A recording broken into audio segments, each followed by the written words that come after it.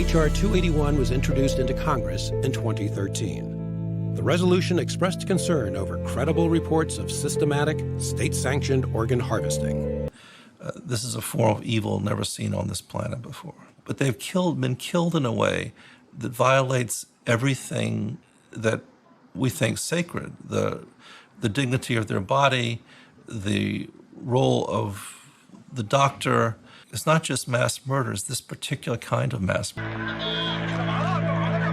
The Falun Gong, when they were... Says the effort to protect family members and friends from harassment resulted in hundreds of thousands of unidentified people in prison. It became this just vast sea of expendable humanity.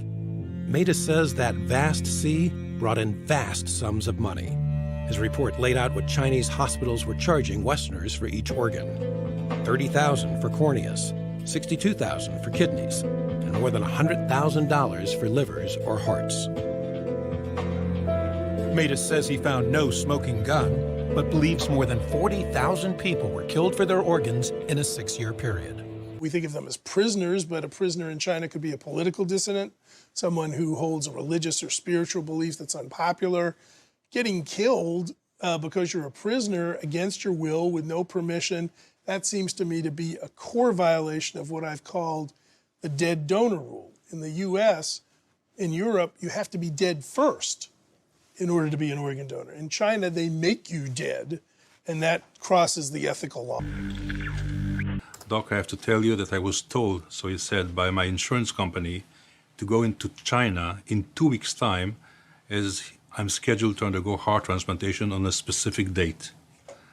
And I looked at him and I said, do you listen to yourself? How can they schedule a heart transplant ahead of time 2 weeks? This led me, for the first time, to find out what's going on. How can the Chinese offer people heart transplant ahead of time?